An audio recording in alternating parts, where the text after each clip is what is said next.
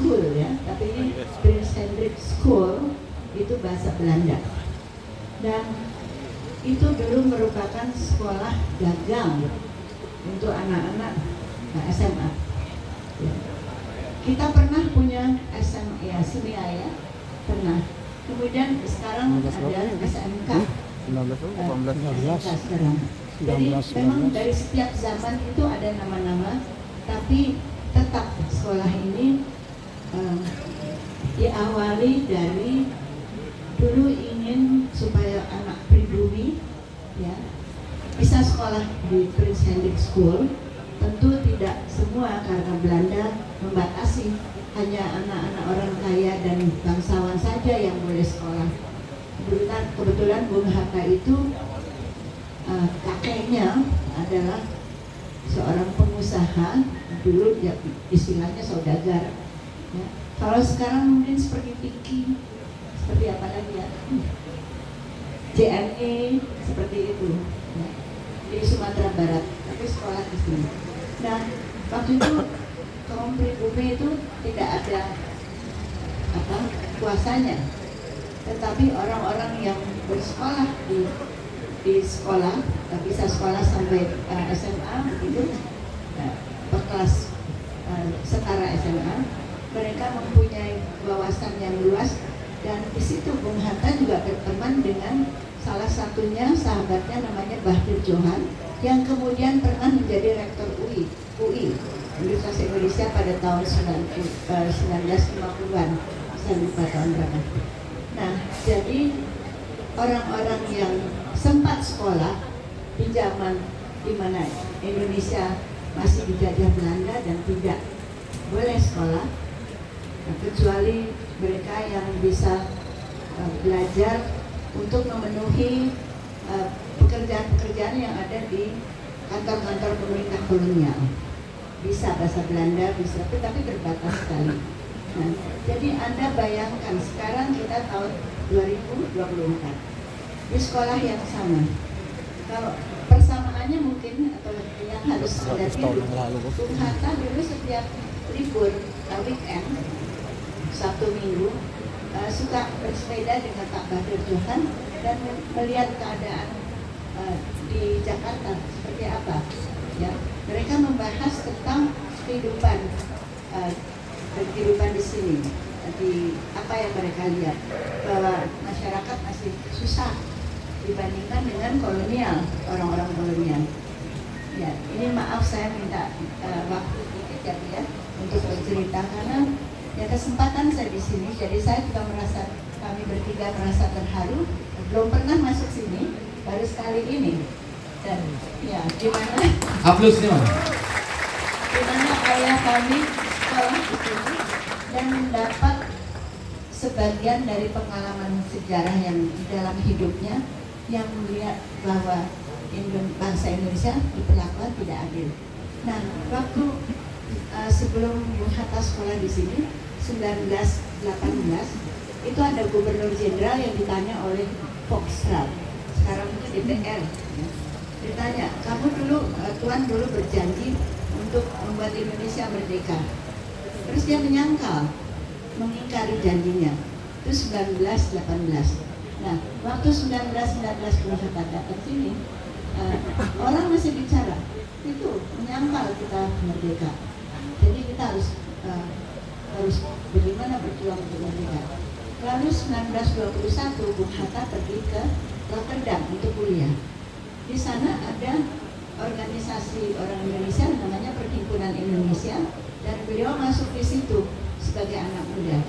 Di sana tokoh-tokohnya antara lain Ki Hajar Dewantoro yang lebih tua, Budi Utomo, Dr. Sutomo juga datang ke situ pernah, dan mengatakan, teman ya senior-seniornya mengatakan kita Indonesia harus merdeka dengan tangan kita sendiri, tidak bisa, karena bulan November 1919 Belanda mengingkari janji 18 November. Nah, itu disebut Netherlands November Belofte, janji November yang diingkari ya, 18 November. Nah, itu diingat terus. Jadi Bung Hatta waktu di negeri Belanda juga berjuang selain belajar, juga berjuang supaya Indonesia merdeka lewat Perhimpunan Indonesia.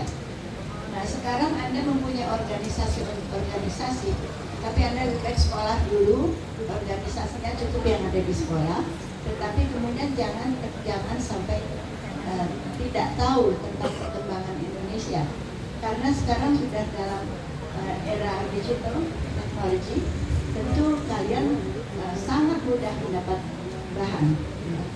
Nah jadi harus alert, tanggap, supaya dengan bahan-bahan yang Anda peroleh sekarang, termasuk di museum, museum juga dekat sini kan ya, juga di sekolah perpustakaan, ya. Tapi jangan hanya perpustakaan, maksud saya pergi ke museum juga. Jadi Anda bisa melihat bahwa Indonesia ini peradaban yang tua, ya. Sudah tua peradaban. Sebelum Masehi sudah ada manusia di sini. Kemudian ada migrasi nanti. Mudah-mudahan itu Bu, nanti saya kirim bahan-bahan yang untuk isi perpustakaan pasti sudah ada. Ya. Jadi Anda melihat kita peradaban yang tua, kita sudah hidup sebelum ada kerajaan di sini, bangsa kita sudah menghuni di sini.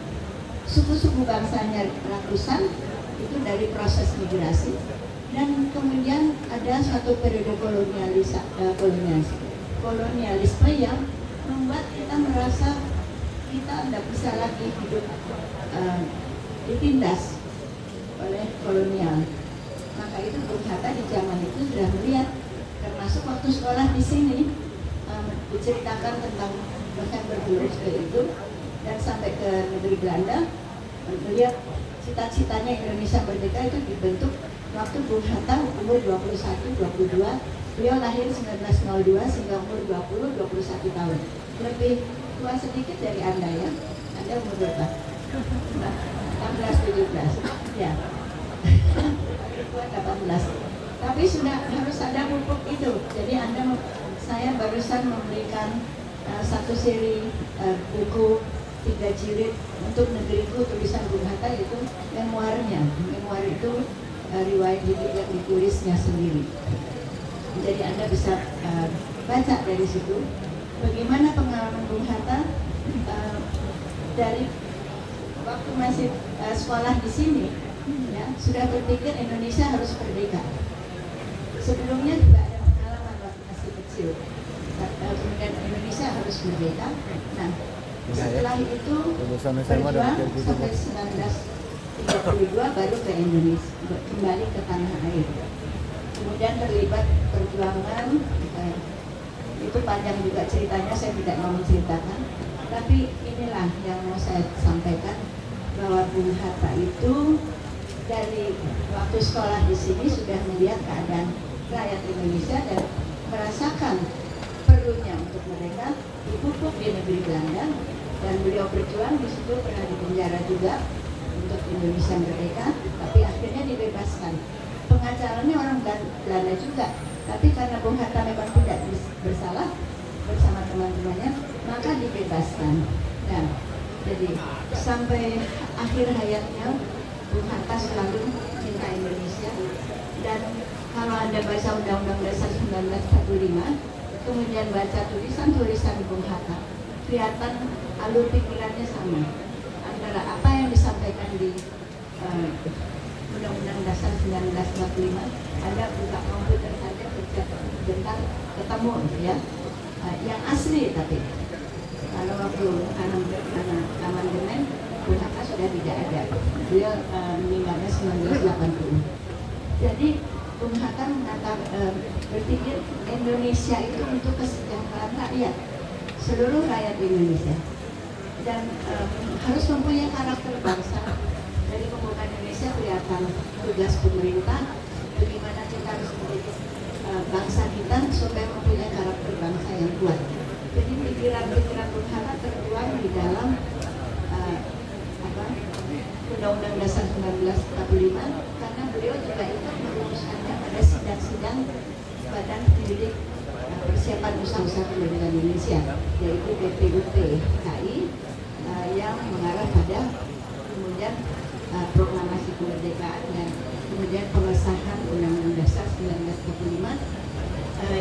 tanggal pada tanggal 18 Agustus yang menjadi hari konstitusi sekarang ini, kan Anda selalu memperingati ya.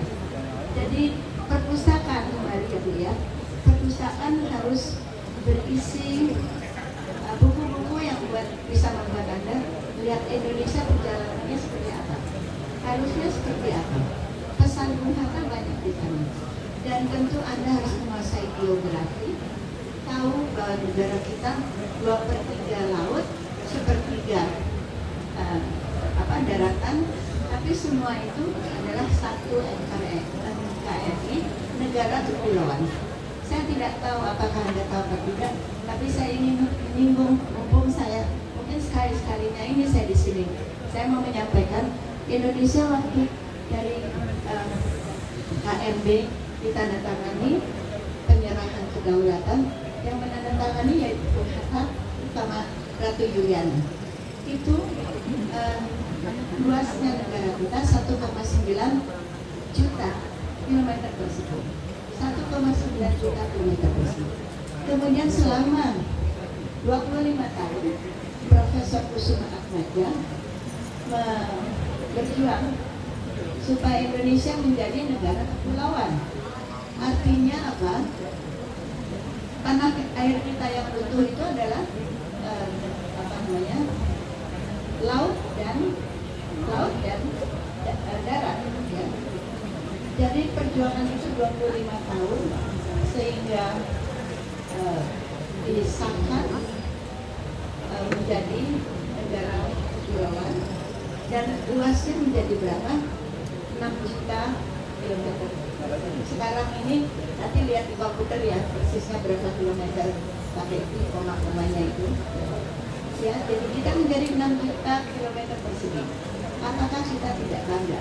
Jadi kita berjuang merdeka tapi dengan usaha sendiri, dimulai dengan wawasan Nusantara dari Juanda dan Perdana Menteri Juanda waktu itu juga banyak dapat pengaruh dari Bung Hatta, karena Bung Hatta lebih dulu ke Miangas yang paling ujung dari negara kita sebelum Juanda mendeklarasikan wawasan Nusantara. Nah, jadi itulah hasilnya. Kita sekarang punya 6 juta kilometer persegi.